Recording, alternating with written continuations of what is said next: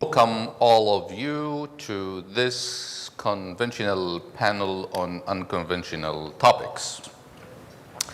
And this is in a way a continuation of yesterday's panel on power configuration and rising declining power. We've been spending some time talking about this cyber capabilities as part of a global balancing and rebalancing kind of capabilities and in distribution of power globally.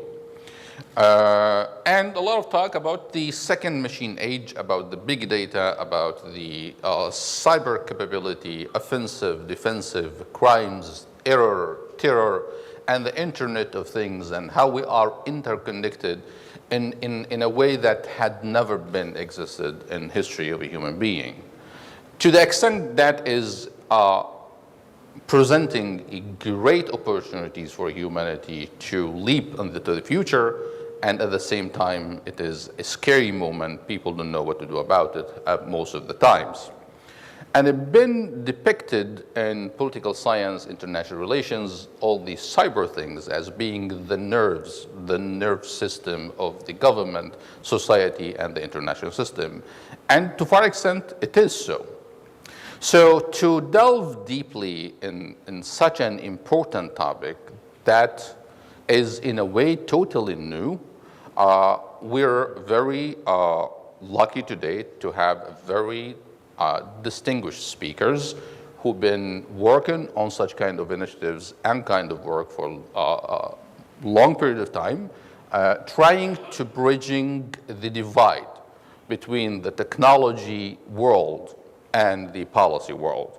So please join me to welcome to this panel my good friend Barry Pavel, the Senior Vice President at the Atlantic Council, and Josh Corman from the Atlantic Council as well. So gentlemen, welcome to this panel. And Barry, I would like to start with you. So if you can just give us a simple way of looking at what cyberspace is all about and how we can relate to it when we think politics, policies, governments, states, and so. Would you please? Well, thanks very much for having me here on this panel, but I think the agenda was hacked because I'm not a cyber expert. So I'll still do my best. Last year I was on a different panel, and it was a similar topic set where I think I began by saying we're really at the very cusp of the digital age. I mean, we're at the beginning of a new age of history, and there's a lot more that's really going to play out. And so in some ways, it would be great if this discussion sort of used informed speculation, or what we call strategic foresight, to imagine what's coming as other technologies play out on top of the foundation of cyberspace, which has a few problems.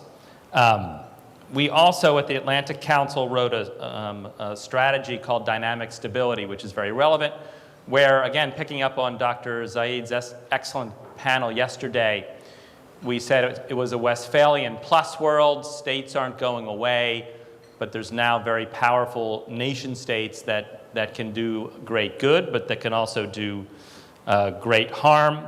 The non-state actors are increasing in power in many ways, and in many ways using the capabilities we'll talk about here. It's my sense that this age we're in rests on a functioning and functional internet.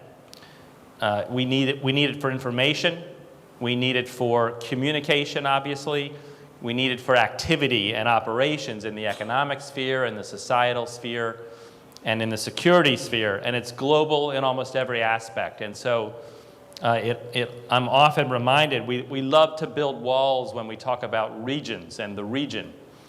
But when you talk about cyberspace and indeed many other global forces, it's hard to isolate any particular region from the globe and the forces buffeting the globe.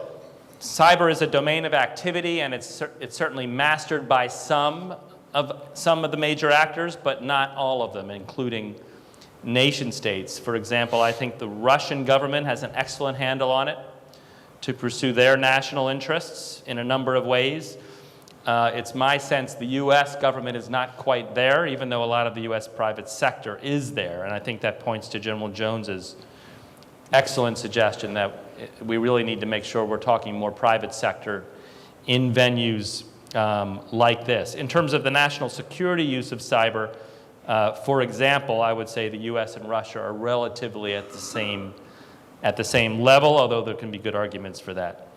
Yet, as a domain for economic activity, it's my sense, again, I'm not a technical expert, Josh is, ask him all the technical questions. It's my sense that it's a domain that's increasingly at risk. It's at risk from data theft and manipulation. It's at risk of disruption of operations. We've had some new and unprecedented disruptions within the last few months. Josh will talk to you about what he sees coming, again, looking at a little bit of foresight. And the system is getting more and more complex.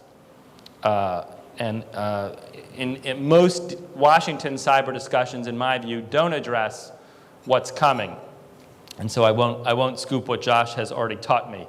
There are things that can be done to mitigate the complexities and the coming disruptions, but this requires a big lift by individuals, a big lift by corporations, and a lot of things that aren't happening at the national level in terms of preparedness and policies and partnerships. I'll sum up by just saying, in my view, cyber is just an extension of the physical realm. For this conference's purposes, we should be thinking about foreign policy in cyberspace, defense in cyberspace. It's a critical economic underpinning, and I think we often forget this. In a lot of our other conversations, we don't think of cyber as critical to outcomes, but if you're talking about defeating ISIS, you can close with them in Mosul and in Raqqa, but if you don't defeat them online, you're not going to win.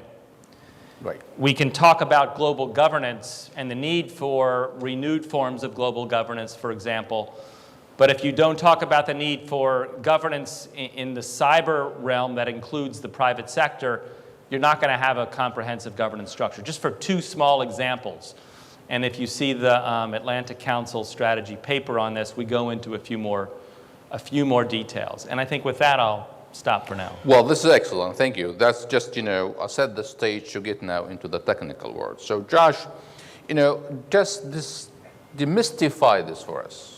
It's a mysterious thing called this cyberspace thing that is a result of a marriage between technology and information. So how we define cyber, what did make it cyber? And in terms of measurements, because we've been trying to do something to measure, states' power. So how do I measure capabilities in the cyber realm? So by counting how many computers, data, or infrastructure, or skilled people who can hack into your information system. So this mysterious things about the threats and security, terror and error about cyberspace, how this can be a major component of economic power, and how we measure that. Would you please demystify it for us? So how long do we have? 2 minutes to do that.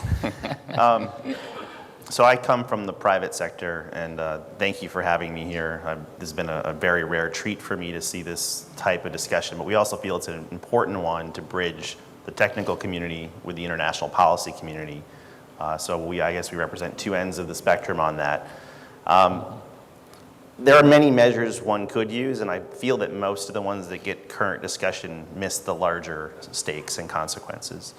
So I would like to argue that most of the discussion around cybersecurity in an international policy community is about really three topics. It's offense, deterrence, declarations of war, and norms and treaties amongst nation states.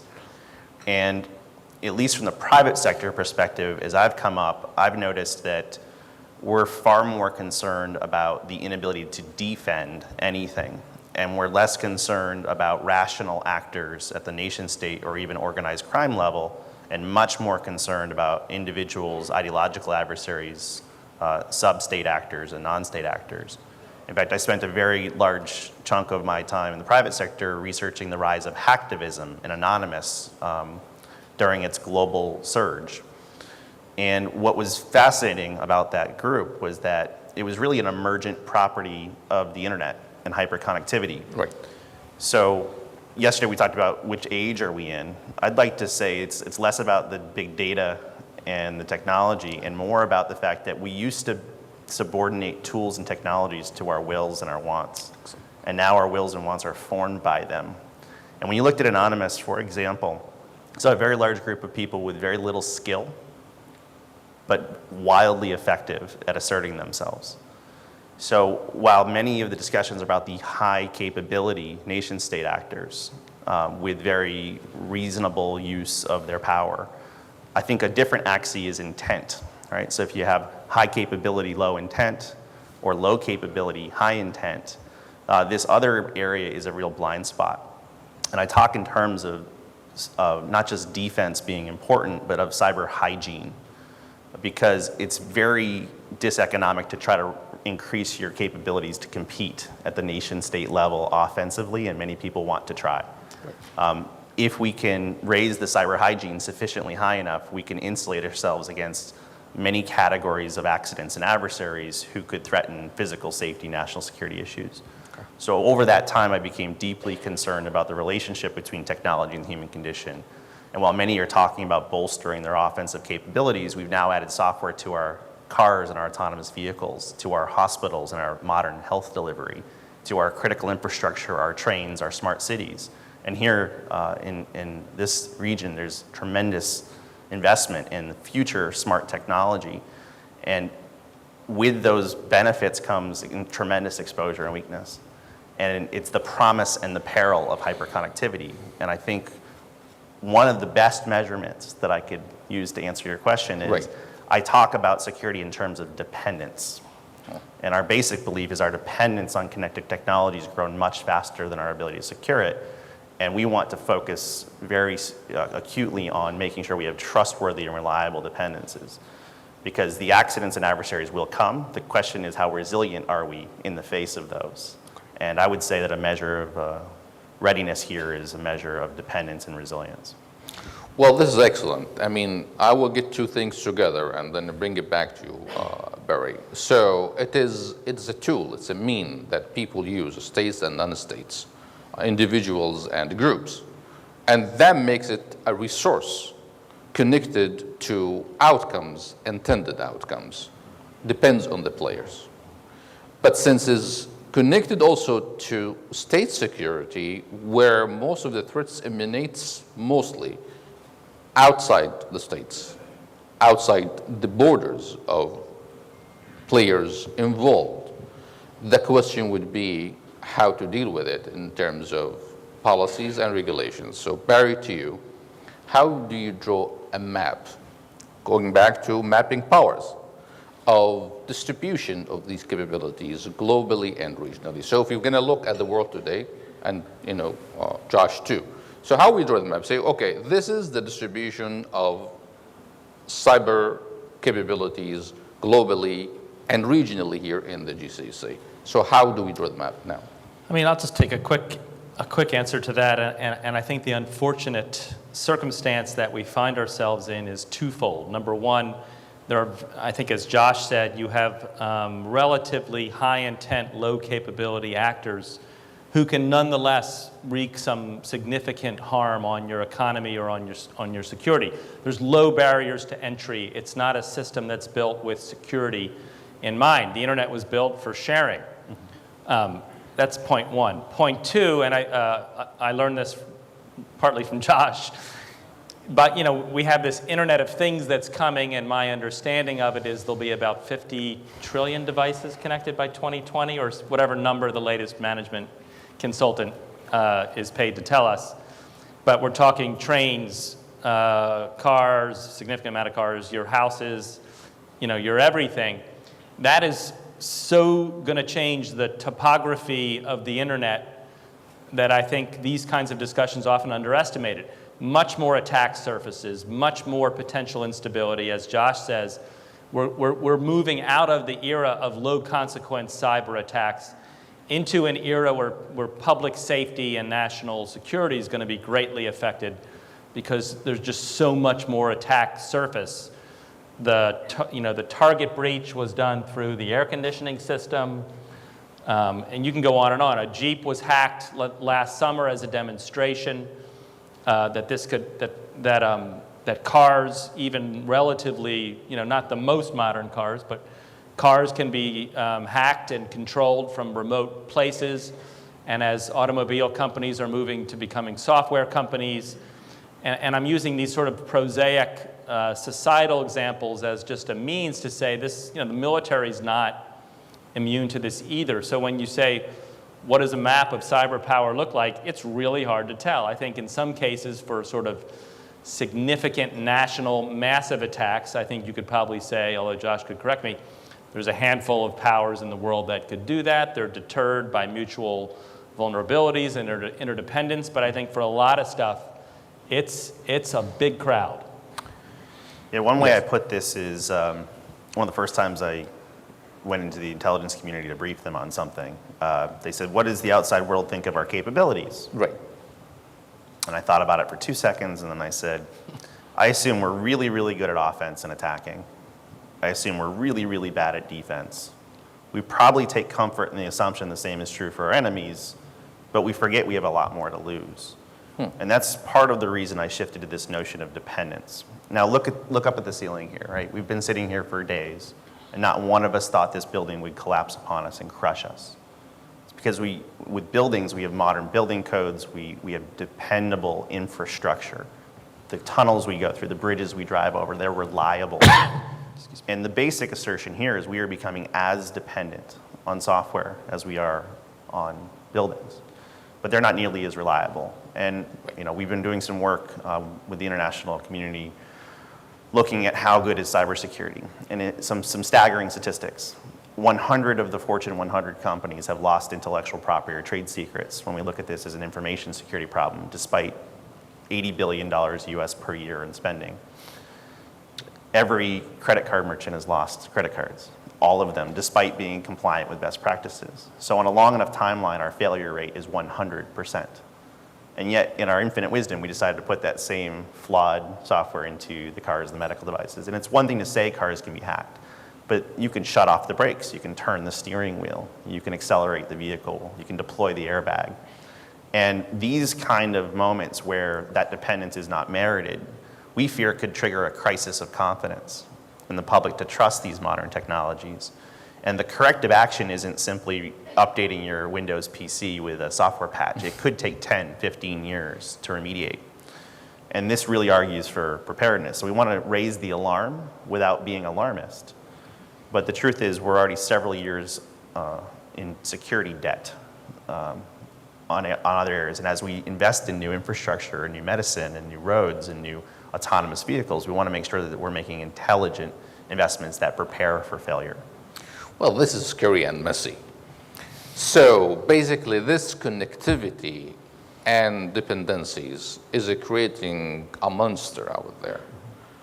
To the extent, no longer we can say who's the enemy, where the threats emanate from, one more time. And that's applicable to states and non-state actors. But basically, because states want to protect their infrastructure, their economy, their population, so the expectations always, these threats might emanate from non-state actors and not from state per se.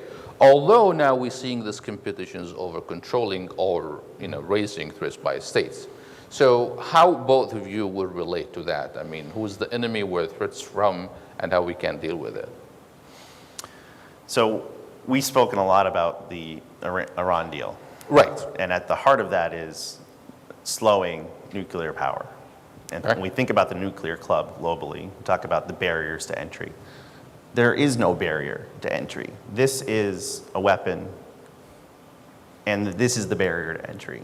Some of the attacks on infrastructure that have been demonstrated in the last 2 years require searching for something on a web page called Shodan, looking for a default password. So step 1, search for an industrial control system. Step 2, log in with the default username and password. And step 3, press the button, have the will to use it. And the current state of nature is a state of offense in cyber. And one of the reasons I advocate so strongly for clearing the battlefield from these high intent, low capability adversaries is right now anyone and everyone can be involved. Even from a matter of pragmatism, to clear the battlefield and the fog of war, to know who could have done this, who would have done this, eliminating those low hanging fruit is of utmost importance right now.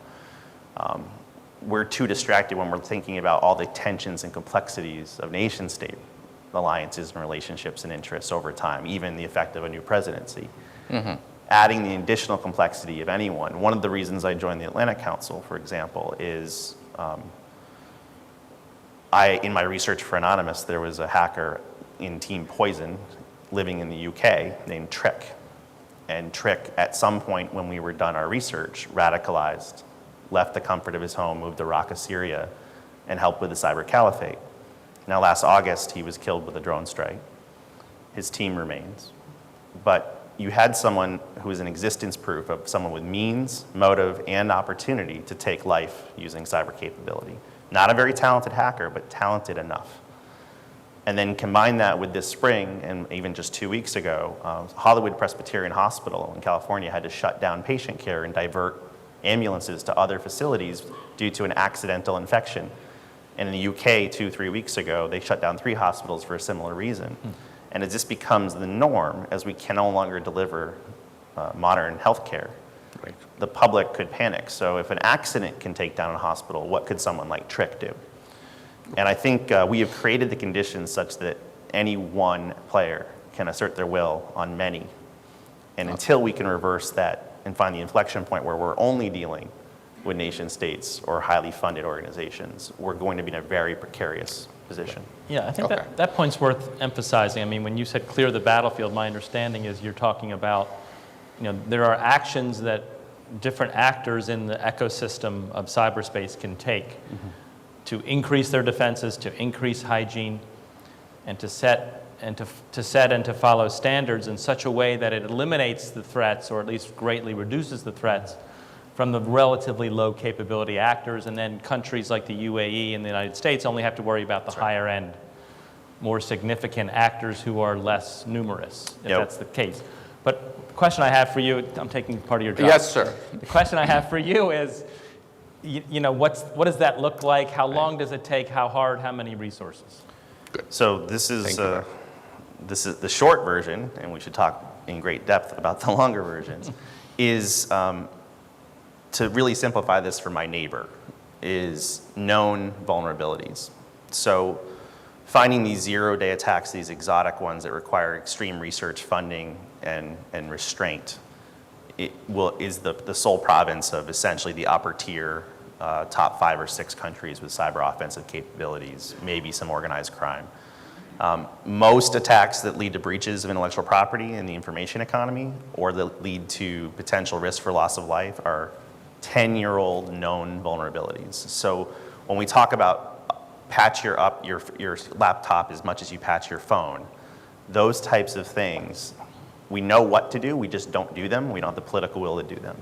So what we're advocating for in the Internet of Things is make sure everything is capable of being patched and updated, because many of them are not, and that we're merciless in the execution of eliminating known vulnerabilities. One of the things we're doing in the Statecraft initiative is looking at radically different approaches to IT, which isn't so much a technical solution, it's we have to hack the incentives and the policy and the market levers and the regulatory levers.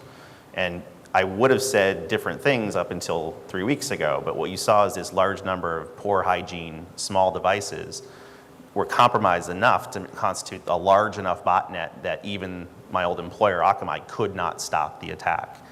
And it's cost prohibitive to do so. So now what we're seeing is a true market failure, where even if I buy safe devices, and even if I can tell which devices to buy, my internet service or my e-commerce or my safety critical resources can be shut down by the horde of unmanaged devices. So we're at a tipping point where we've looked at IT as a market. It's not a market. It's a market enabling market. And if the bazaar can no longer house commerce or trade or national interests, then we've got a really serious problem. And we thought we had more time, but this is clearly an example where having lots of known vulnerabilities, the inability to patch them, and no one actually incentivized to manage them, we've reached the tipping point of the externalities. All right, now take it back to policies and security. So, and I bring it to the region. So when we say about competing over cyber capabilities among the states, and GCC countries balancing Iranian capabilities, again, in the cybersecurity issues. So in that, first, how that is depicted in terms of capability distribution and how that can be done is by, and this is for Barry first and you, Josh, is by rebuilding these infrastructure, developing offensive policies, offensive strategies, or mainly focusing on the defensive one as compared to the conventional kind of competitions and race. So Barry, what do you think? Well, we talked about this, and I'm going to let him handle the offensive He likes to talk about the glasses, and you have that you. Well, if you're starting with technical capacities, I think he's better to start the conversation. Okay. So I know there's a strong instinct to build up offensive capability, and especially in the context of the other discussions we have about what's the role of the U.S. in this region or as a partner. I think it's very, the barrier to entry to become able to do attack is very low. So you can learn a little bit of offense very quickly. To fight with the bigger players is a very expensive and very untenable strategy. In fact, many of the local risks or enemies have much more talented, better funded allies, as do you. It is not cost effective to amplify offensive capabilities now, despite the very understandable instincts to know how to fight. Counterintuitively, defense is in many ways the best offense. We are making very large investments in capital. We're making procurement choices in our hospitals, in our connected vehicles, in our oil and gas pipelines. Those that can take the beating and still function in spite of that are going to be in a stronger position, which is 180 degrees out of phase with how the private sector used to think about this.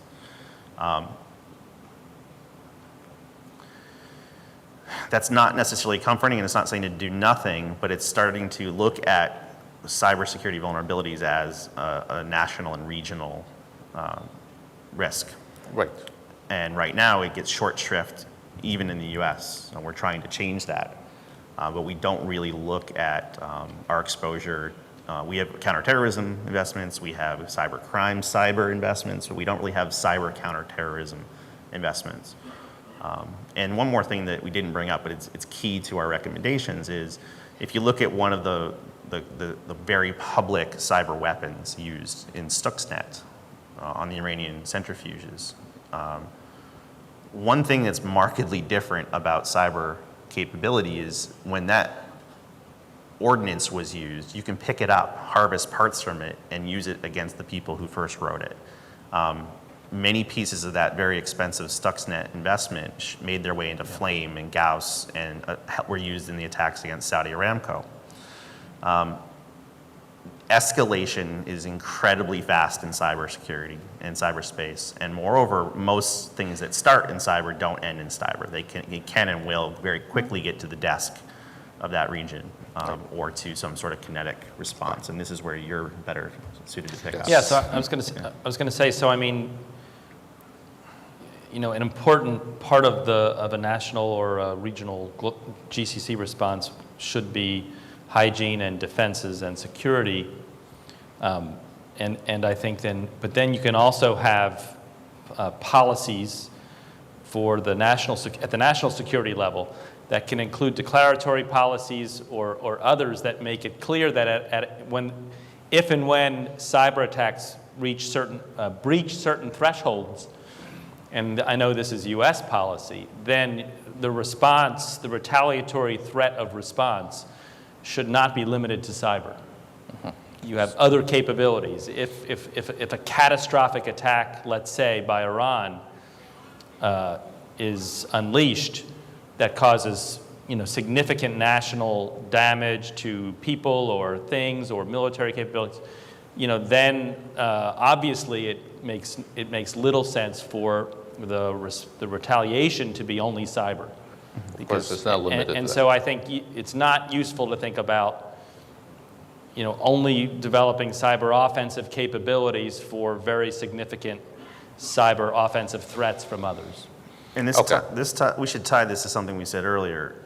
If you want to retaliate, attribution becomes incredibly important, and attribution in cyberspace is incredibly hard, especially when we don't clear the battlefield first. Because one thing that we like to say is it's not the attack that's sophisticated, it's the attacker. And an attacker is only as sophisticated as we require them to be. And when a lot of these hacks were happening in the US election and people were trying to say definitively who it was, early on it would be hard to tell because my neighbor's 12-year-old could have done some of those attacks when the password is password. Right. So these two go hand in hand. Good cyber hygiene enables you to have more clarity of attribution and decisive action when you do want to enforce your policy. Well, this is excellent. Now let me pick the brain of the audience to help us running this. This is very important now. And I have thus far 4 distinguished people who would like to raise their questions. And I'll start with Saad Al-Ajmi, 720. Thank you. My question to Josh, correct me if I'm wrong, but someone told me that most of the onslaught on Western installations of all types and institutions come from China.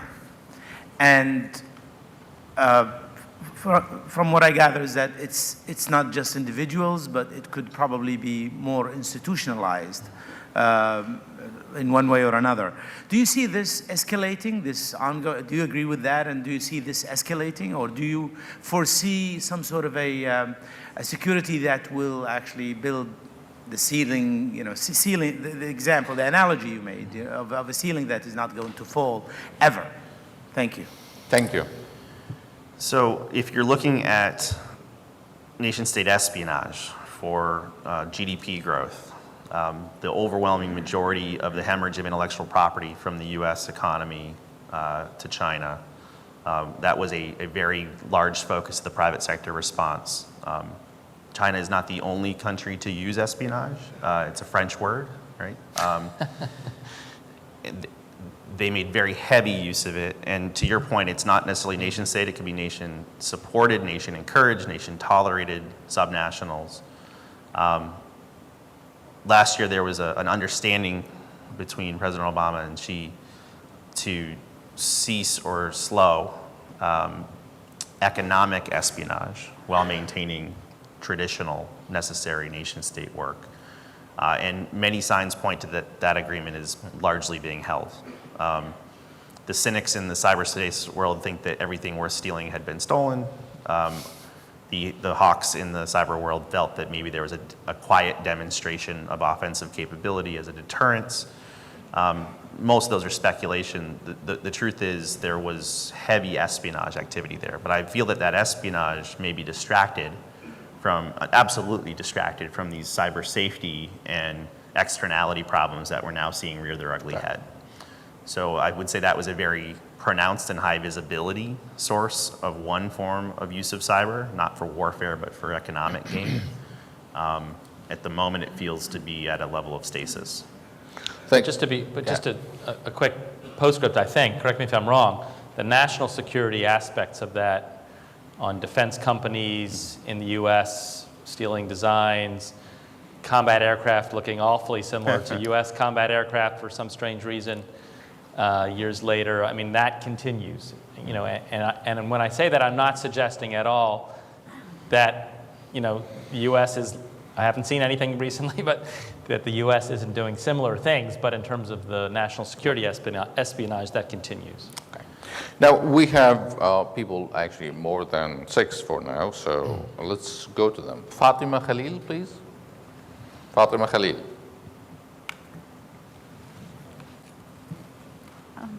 مساء الخير. مساء النور. يسعد. تفضلي. أوكي. كلنا نعلم تهديدات ترامب لشركة أبل بالضرائب وموقفه من الأمن السيبري وحرية وسائل التواصل الاجتماعي. كيف يرى المتحدثون مستقبل العلاقة بين البيت الأبيض والإنترنت؟ شكرا. So let me sum it up in a quick way. So given the new presidencies, how you guys perceive the future relation between the White House and the internet world, which means the cyber world? That I haven't seen too much on. I mean, the one thing I've seen within the last 24 hours since I've been here was the president-elect saying he's not going to use Twitter as much when he's in the White House, and his wife saying she's told him to be more careful. That would be a cyber error if he does. Yeah, but I have not seen. I don't have a sense. Maybe Josh does. I don't have a sense of White House policies on cyber regarding economic security or other issues yet. I'm not clear if there was even a specific cyber advisor on the campaign, but maybe you can say otherwise. Yeah, so that's interesting. it is a little too soon to tell, but the short answer is under President Obama, which is over in a few days, in fact, there was a very long and thoughtful presidential commission on enhancing cybersecurity as a result of an executive order. I was a testimony to that. The report comes to President Obama's desk on December 1st, and the intent of this was to be a stepping stone and a report to the next incoming president, whoever that may have been. We had strong ideas as to who that might be in a Clinton White House. It's a little less clear who that's going to be here, but they're going to be getting a very thorough, exhaustive, and fairly bold report that came out of that very long, thoughtful effort. There are other similar reports that are coming out for the first time in the last month and a half from various parts of the U.S. government. There's one being launched today that I probably shouldn't say yet. But there's been a lot of, for the first time, guidance from Health and Human Services and the Food and Drug Administration, from our National Highway Transportation Safety Administration for vehicle standards, from the U.S. Commerce Department for domestic and international voluntary standards, from the Federal Trade Commission. And many of these, while they start U.S., many of our allies look at these as indicators of how to emulate and replicate, and we've been doing a lot with the European Union. So I think there's several reports coming. The one that I care most about is I'm also helping on the Health and Human Services Cybersecurity Task Force. Our report's due to Congress in March, and that one's to look at something that constitutes about 20% of our gross domestic product is healthcare. So that's a very exhaustive look at cybersecurity priorities to maintain the confidence of the public in a key part of the market. Okay, Barry has something. Yeah, I think just sort of the list that Josh went through is really interesting and important. In other words, you know, most of us think about national security with a certain frame, and in particular military, defense, et cetera. But when I think about the Internet of Things that's coming, you know, you cannot rule out major threats to the security of your citizens or your country in healthcare areas, in food areas, in automotive areas. Sort of that whole list he just went through of different areas. I think we need to expand the definition of cybersecurity going forward, because the sort of conceptual attack surface is proliferating and much wider. So I would encourage a broader interpretation of the ways that capable adversaries can cause great national security harm. Well, I can't agree more than this. We actually need to reconceptualize the whole thing because of this Internet of Things and others. I'll come back to you, Josh, but I have more people who are raising their hands too. So I'll take Mark Abdullahian. No? Now, Mark, I have. Here we go. Okay. This is either for Josh or Barry. The Atlantic Council actually was very forward-looking a few years ago. You guys put out a great piece on algorithms and the Internet of Things, and we talked a little bit about the second machine age, which in the private sector we've been taking advantage of this arbitrage opportunity for quite some time.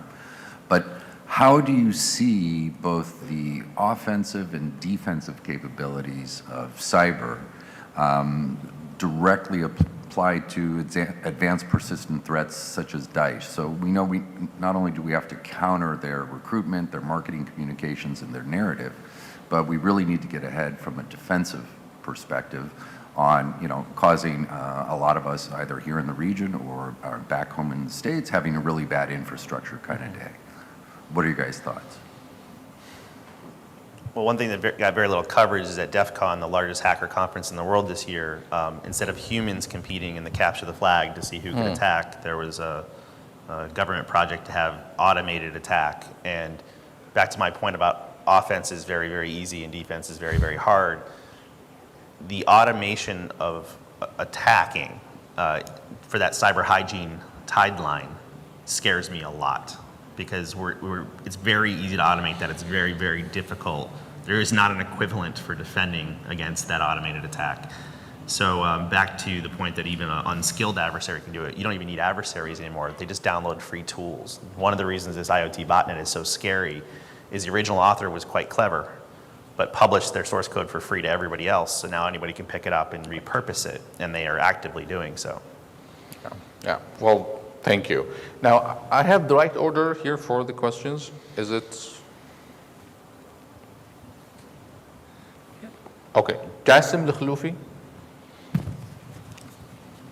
Thank you very much. Jassim, تفضل. I'd like to Barry and Josh to address themselves to a very critical issue we have here. Again, how to link up the cyberspace security to the geopolitical impact of the nation state in the Middle East.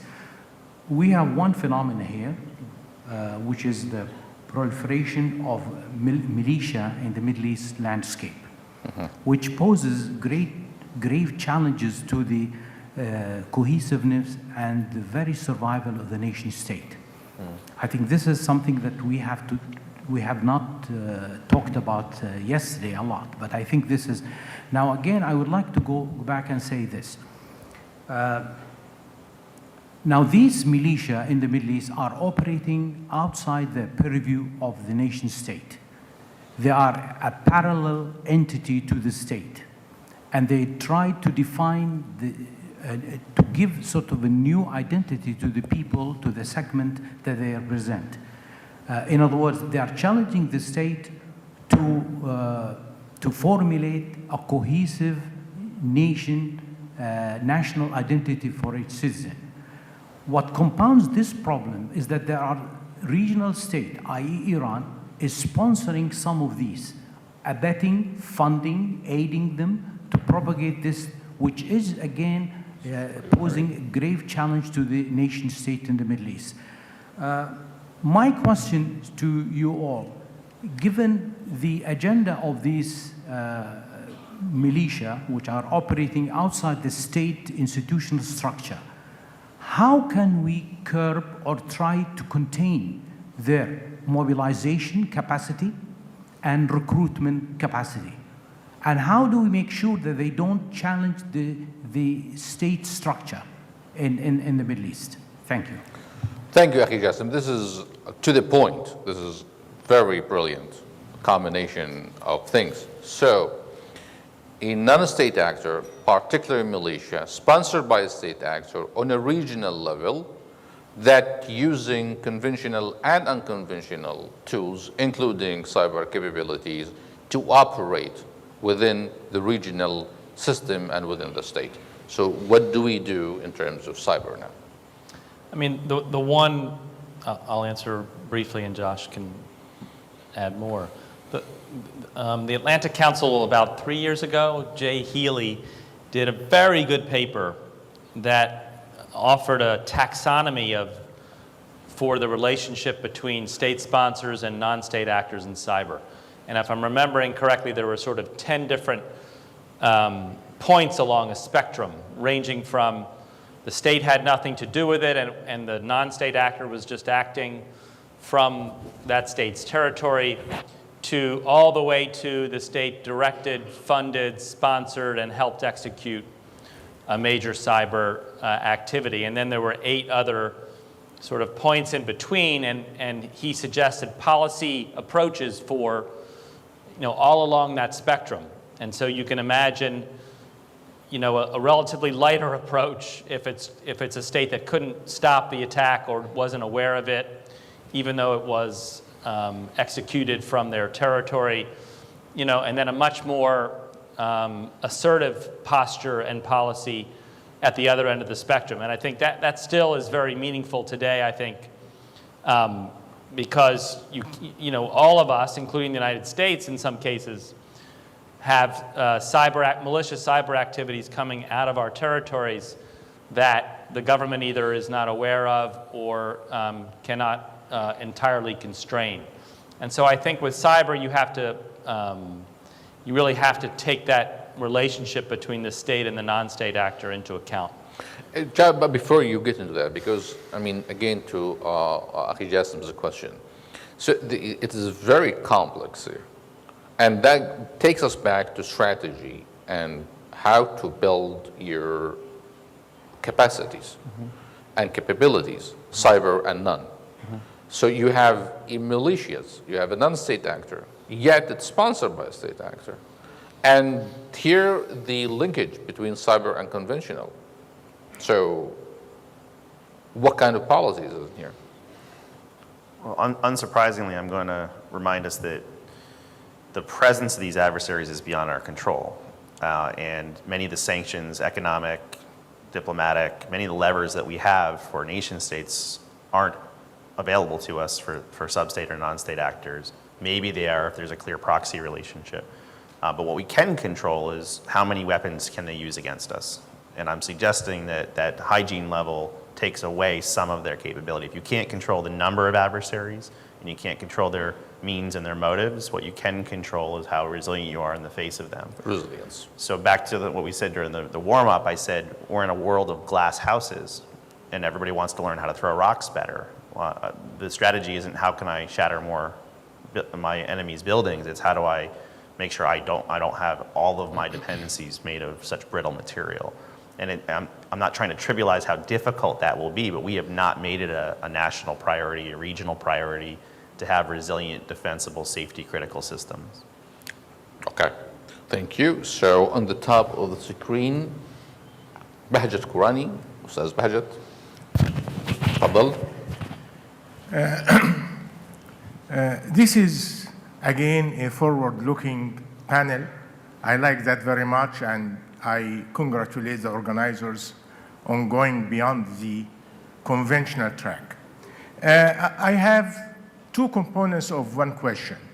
But just before these two components, I want to ask the experts, is this cyber issue part of RMA, Revolution in Military Affairs, or there is a qualitative change? With that? Is that clear? I'll continue then. Is it clear, or you mean, can you come again? So, is this cyber issue part of RMA, Revolution in Military Affairs, or there is a qualitative change? Okay? Okay. The two components of my question, and that takes what my colleague here, Jassim Al-Kholofi, mentioned, the impact on the nation state, impact on national strategy and international hierarchy. I had a student, a diplomat, who did his MA on cybersecurity. He was an engineer. And his main argument is that in the fight with Iran, the cyber attacks were a main element of coming to a conclusion. I don't know if this is right, but he defended that argument in a very convincing way. If this is true, what is the impact on the nation state, the bedrock of international relations up till now? And is there a means of defense? That's the first question. The second question, and I'll finish there. In national strategies, we think in terms of balance of power, then deterrence. In cyberspace era, do we continue with these two concepts, or we move to yet another concept in national strategy. Thank you. Brilliant, thank you. So, guys, there are... I feel compelled to start with a question myself, because I struggle with this, and after the last 2 days, I have more to think about. Much like we're saying, are we in a unipolar or a bipolar or multipolar or no polar? We can have that discussion a lot. What's more dangerous in cyberspace? A nation state or a subnational individual?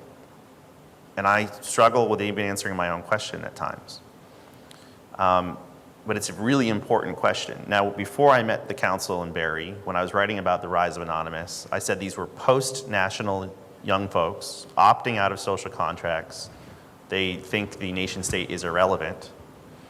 And I saw this as the first sign of the erosion of the nation state and post-nationalism.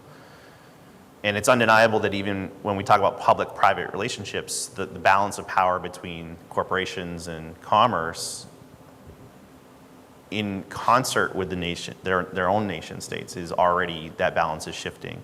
But I do feel, and I think Barry and others have convinced me fully, that nation states don't go away and they play a vital, necessary, and complementary role. But I think it's undeniable that it is no longer the sole source of power. And that's very disconcerting. I was at a fight over whether the UN should take over free and open internet during the wicked ITU UN debates when I was researching Anonymous. And most of the people in the room were pounding their hands into the desk saying, but the nation state, but nation state. And most of the post-nationals and subnationals could care less. Of course. And I like the and model more than the replacement model, but I don't feel it's fully been internalized how that power is being distributed and democratized and what should be done about it, which is why I shift to when there are more players and more motives, what can we control, and it's how resilient we are. Okay. Barry?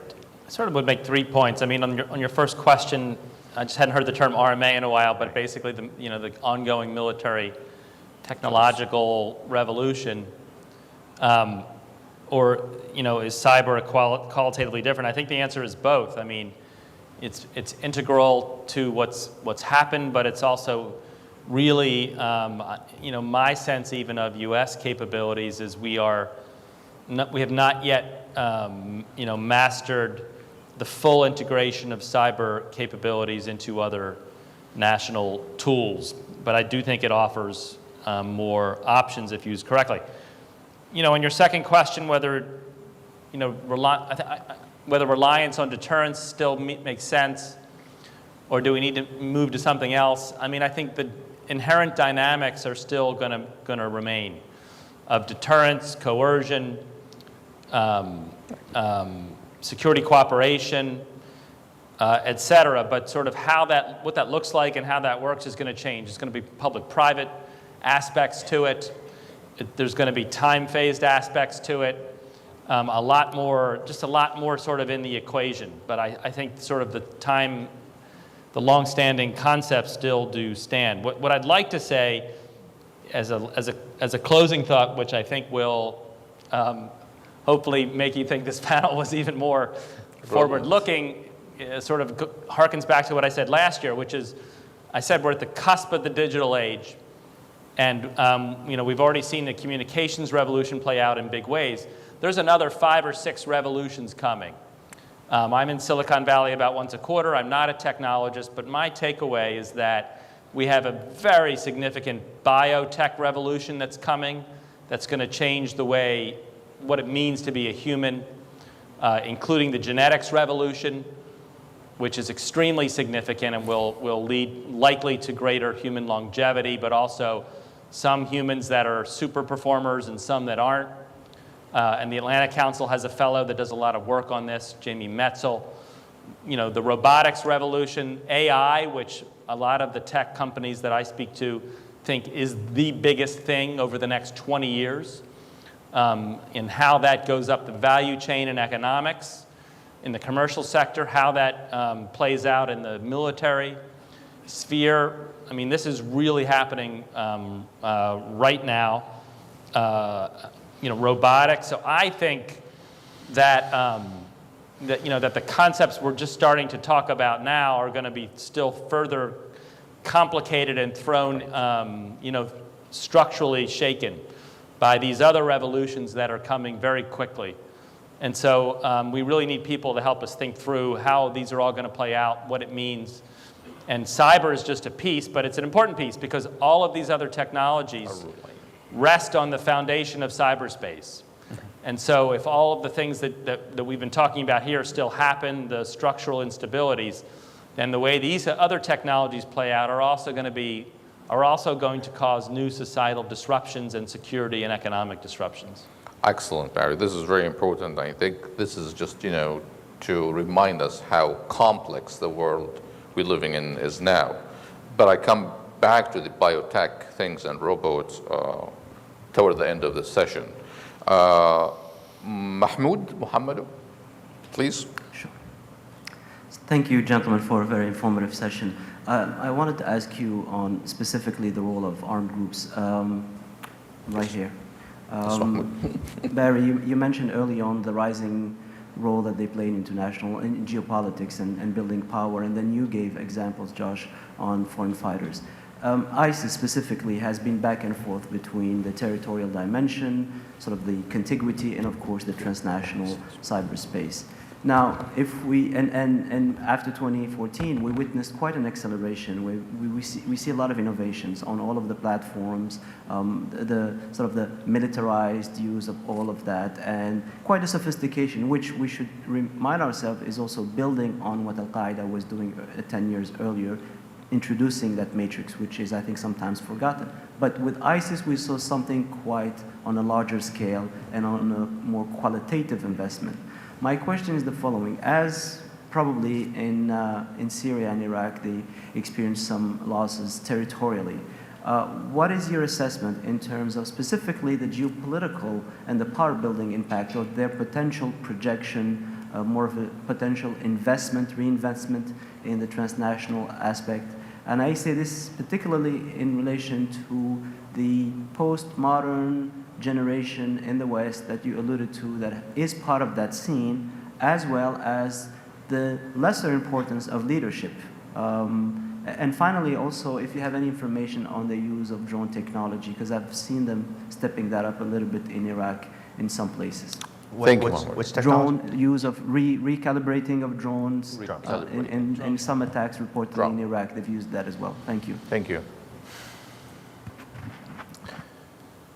So one thing you hinted at, or at least provoked in me, is that when I was researching Anonymous, we called the blog series Building a Better Anonymous, and we had a blueprint face of the Guy Fawkes mask. And one of the things I cautioned the readers on is I was less concerned about Anonymous as it stood, and more about the blueprint they have created that can be adopted and perfected by others. And when we wrote that, there was no ISIS-ISIL. But I think it's undeniable that the cyber caliphate has made masterful use of social media and recruiting and the asymmetry it allows.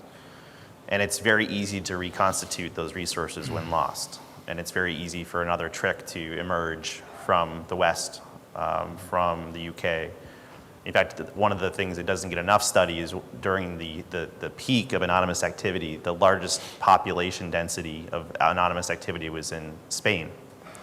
And it correlated very strongly with a 50% unemployment rate for college-educated males.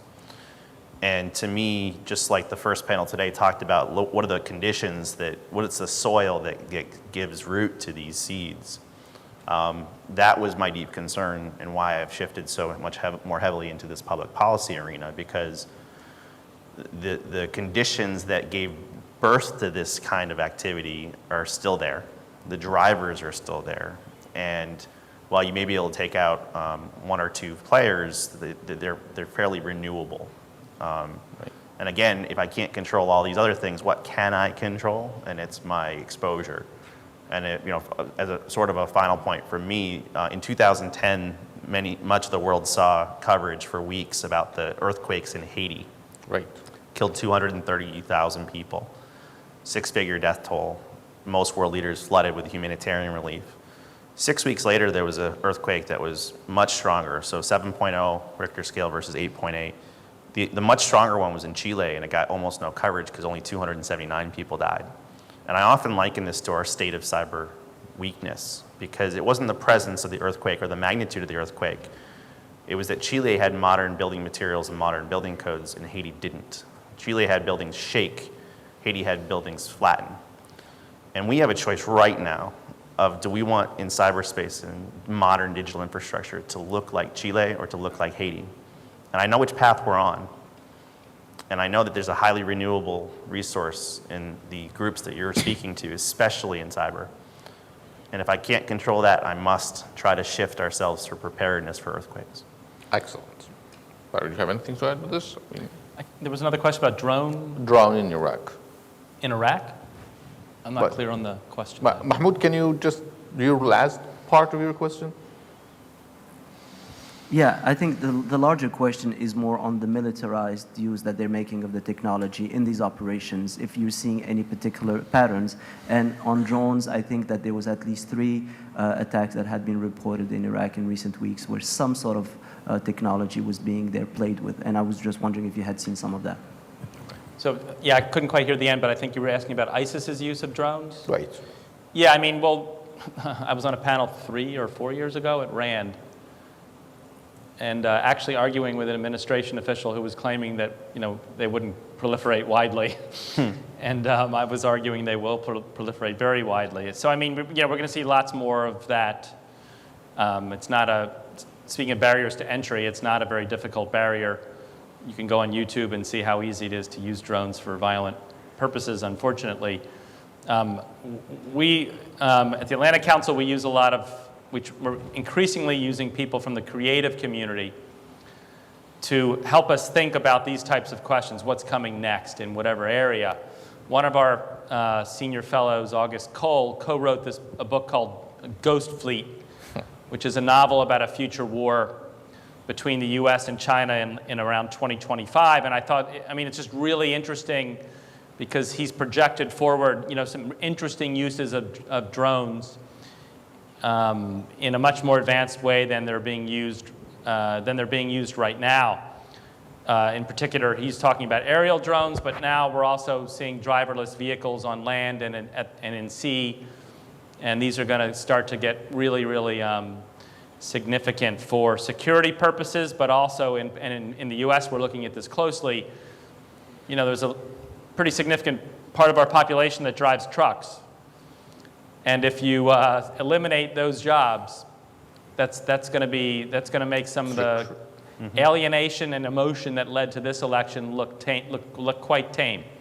So again, this is a space we're watching very closely, and we look at economy, society, and security in all of these types of questions. And I think unmanned vehicles on all surfaces is something that's going to move forward very, very quickly in all of those spheres.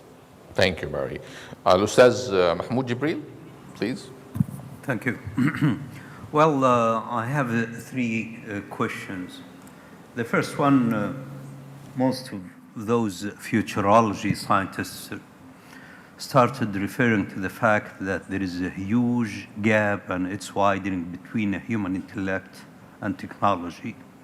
And that technology I'm is... sorry, Couldn't quite hear. if you just... Sorry. Is it okay? Yes. Technology is taking over human intellect.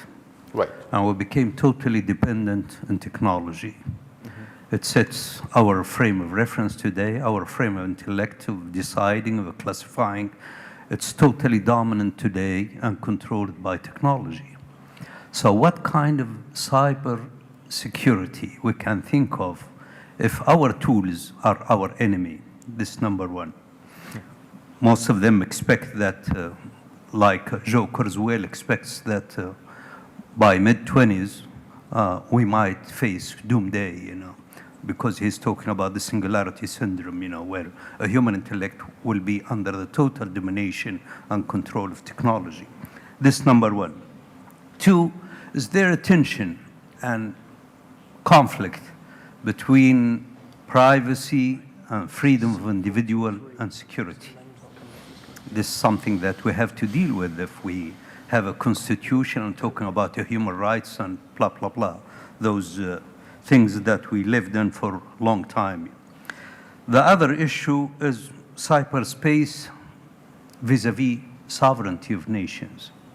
If it's an open space, your threat might be in the United States coming from Uganda or from Mozambique or from Iceland. You never know from how you can have cybersecurity without intruding and destroying the issue of sovereignty.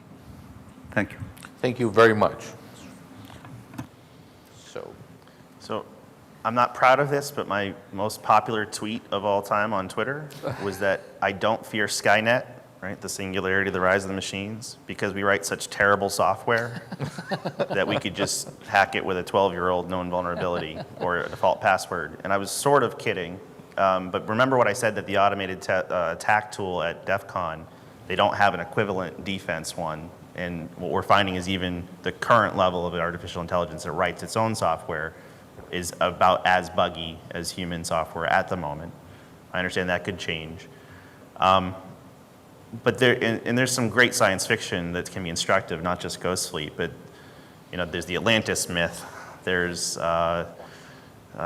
popular science fiction story of Battlestar Galactica, where the only living human survivors, the ones that were in the vessel that was least connected to other technology. I think we're going to have to keep analog backups, and in fact, some militaries around the world are starting, in the navies, for example, they're starting to teach their sailors to do celestial navigation, even though they have complex instruments, in case they can no longer trust or rely upon those. Right. So analog backups become important for truly safety-critical things. To your first question, as far as the nation-state thing, there was a letter that never got published, but I got to see it. It was a letter from the internet to the Wicked ITU UN discussions about sovereignty in cyberspace. And I believe the opening line was something like, "I am the internet, I have grown beyond your control. Attempts to regulate me are futile and will only foment resistance and revolt." And it was around the time of Arab Spring and a lot of speculation as to what might happen. But one of the correlations from the author was that if you want to start a riot, shut off the internet. It was almost causal. And I'm not sure it can be controlled. And I think even the nation states that have tried to and have effectively done some sort of control have shifted from a controlling and blocking motive to a shaping and sculpting and nudging kind of equilibrium with the lack of internet governance. I'm not sure that's the desired state, and I think when you see attacks like these massive internet outages caused by these low quality devices, this debate's gonna come up again. But every choice seems to have a reaction and an antibody response, whether it be from internet activists or from other parties. I think on the singularity, I'll relate a funny anecdote. I thought it was funny. I was at a private dinner with a CEO of one of the major tech companies and his head of AI. And this letter from Elon Musk and Stephen Hawking was discussed, where I think the letter said, this is the greatest threat to humanity over the next 30 years, and we should do all we can to prevent it so that the machines don't take over. And I raised that with the head of the company's artificial intelligence. It was like a 30-year-old guy in jeans and stuff, but brilliant.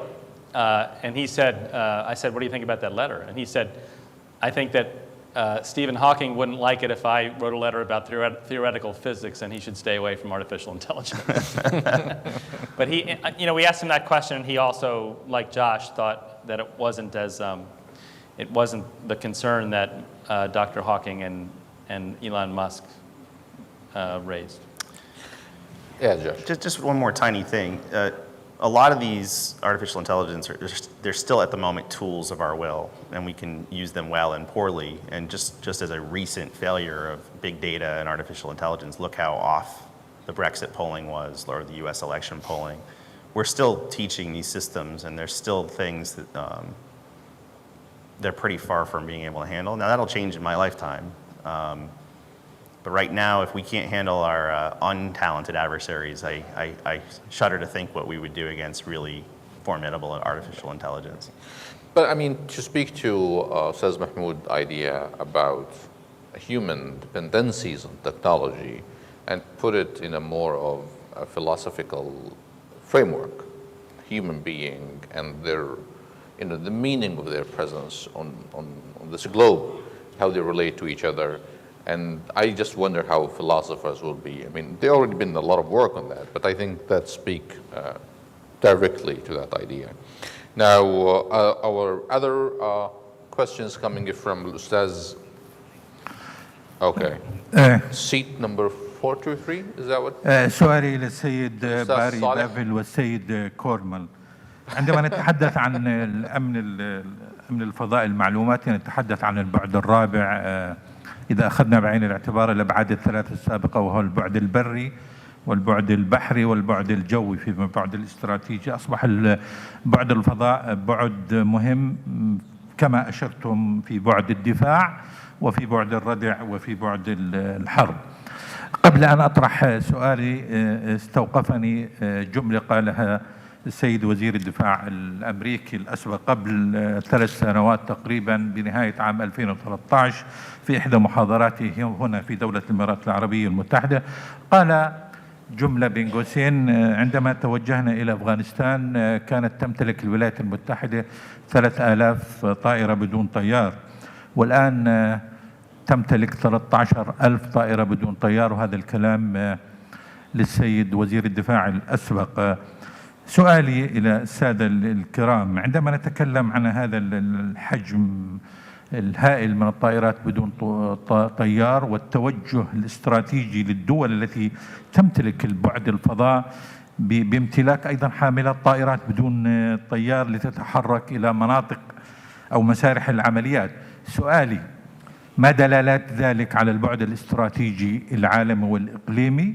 وهل هذا مؤشر لنا كمتابعون ومحللون أن هناك تراجع كبير في البعد البري والبحري والجوي التقليدي، أي يعني تراجع تقليدي تراجع في الحروب التقليدية وتوجه إلى بعد حرب الفضاء، حرب المعلومات؟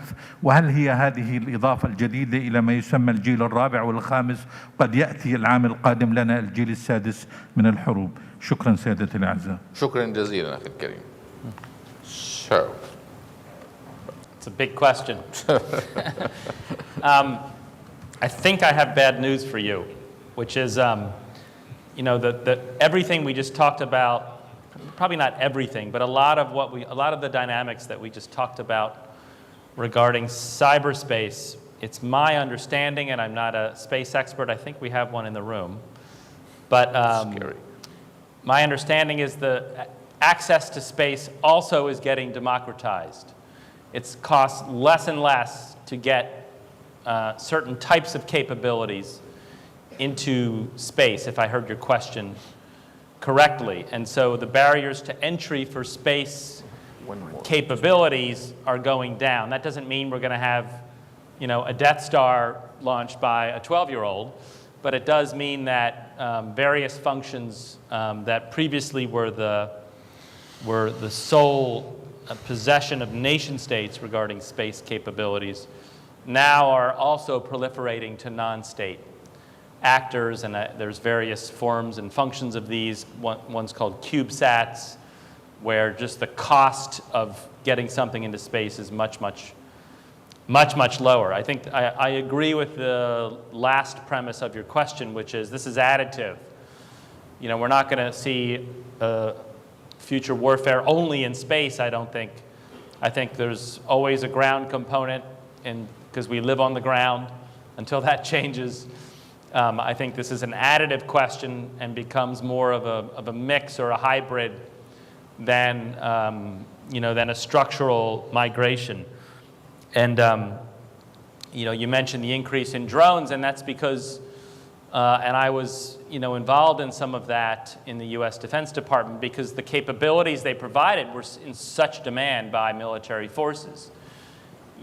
Mostly in this case, it was less driven by the, in the statistics you cited, by the use of armed drones than by the use of surveillance drones on the battlefield, where the demand by commanders for the data that they provided in various domains, including video, was just extremely helpful for the prosecution of military operations. So you did see this ballooning of the military requirements in the United States for aerial, for unmanned aerial capabilities. Thank you, Barry. I mean, just for the time, last question would be from Ustaz Abdul Khaliq Abdullah. Ustaz Al-Kareem. Shukran. Yeah, thank you, Mr. Chairman. Tafaddal. Just maybe going away from cyberspace security to cyberspace politics, or the politics of cyberspace. There is in the literature growing talk about politicization of Twitter, politicization of cyberspace, and politicization of Facebook, etc., etc. Is this process of politicization of the cyberspace going to deepen in the future? And what kind of consequence would it have on diplomacy, on international relation? If you just have a word on this heavy process of politicization of cyberspace, I would appreciate it. Thank you very much. Thank you. Josh? Well, with any new medium, the first adopters, the first movers have an advantage to bend that new medium to their will. So it usually is disruptive to traditional power structures. I've observed for social media, while new power makes early use, old power tends to come back later and make sufficient use to get back to the old power structure. I think to me the question is, how migratory are these platforms? So there's a fickleness to at least the younger generation as to which apps are cool now or which platforms make sense and which ones have lost their trust or kept their trust. For a while back, people would have said MySpace was much more dominant than Facebook, and MySpace doesn't exist anymore. So the rate of change and the rate of migration in which tools people are using will be something to pay attention to. But I do see it as, whether by accident or by choice, with echo chambers and reinforcement and sample bias and availability bias, it can be an incredibly powerful weapon for shaping consciousness, for propaganda, for good or for ill, whether this is marketing and psychological marketing or whether it's nation state directed or ideologically directed. But I think we underestimate the power of social media, and I think that's one of the things that gave birth to Anonymous, which is really that first wave, and then other groups which are more potent and focused, including the Cyber Caliphate. I think we're way too cavalier about this, and that's why I said technology is not, we're not bending technology to our wills and wants, we're letting technology form them.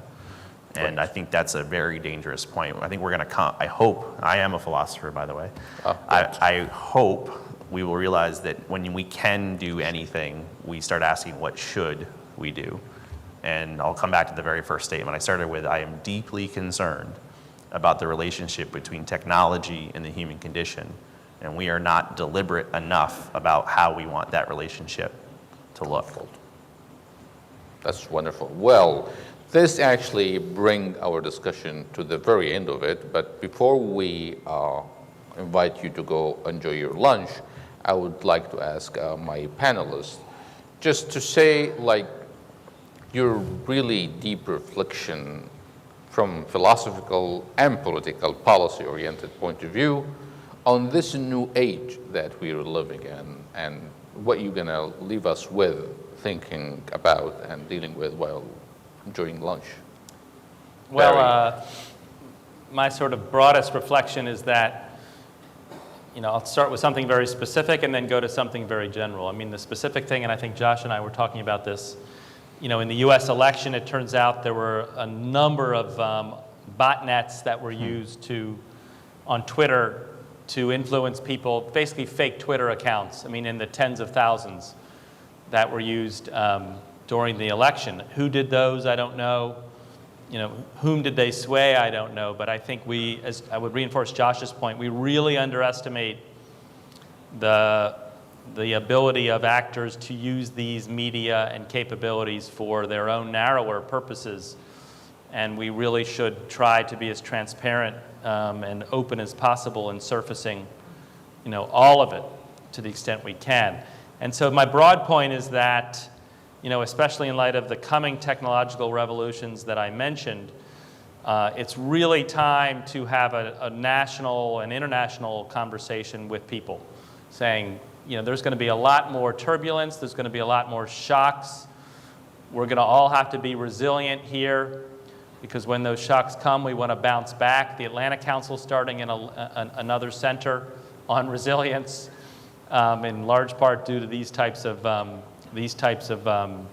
implications. And so I really think it's important to keep, when I advise government officials, and at the Atlantic Council we have had this discussion with government officials in Asia, in Europe, and in this region, I advise, talk to your people, brace them for, in appropriate ways without being alarmist, but raise concerns that, new changes and turbulence are coming, and we need to keep conversations going to remain as cohesive societies, to advance our common values. Thank you, Barry. Josh? I've said much of what I'd wanted to say. I hope, given all the things we've discussed, I hope one takeaway is, as we build our future infrastructure, as we're envisioning these smart cities, these smart cars, these next generation of oil and gas pipelines, as we want to be an example of how it's done right, I would suggest the most resilient and defensible digital infrastructure is the one that's going to win. I think of different points in evolution of different species, or the human condition, or guns, germs, and steel. Whoever figures out what the advantage is and maximizes that advantage is the one propelled into the leadership of the next generation. And I think if you're paying attention, it's going to be who can weather these storms and succeed in spite of this hostile domain. And the opportunity there is, as these investments are being made, find and partner with people who can help make these more defensible and resilient than other parts of the world, and both secure your own interests, but also set a shining example of how it can and should be done. So the opportunity to me is defensible, resilient digital infrastructure and sound dependence where it's merited. Well, thank you very much, both of you. I mean, it does not actually now seem to be like a metaphor or kind of exaggeration to say the least that we're really shifting into a new world, a new age, by the deep meaning of the terminology and concepts. And when we take this with us, talking about shifting global order, changing global order, it speaks directly to the changing of nature of power and the way international relations and politics been conducted. And therefore, I guess our toolbox of theory, concepts, methods, and approaches need at least to be updated like our windows, if not totally changed. And for that, certainly, especially political scientists and philosophers need actually to work more and more together in order to figure out how to make sense of these changes. Now, this cyber thing, this technology, revolutionary digital age is, and that's the most scary part of it, is only at a very beginning stage. We just started. Just imagine those biomedical, biotech, bioagriculture, robot system, and they're coming. In no time, they're coming. So we certainly are delving into total different age that we need to be prepared to. And then to make sense how human beings relate to all of these things and how morality and ethics can control both technology and politics. Thank you for a great panel. Thank you all, and please join us for lunch.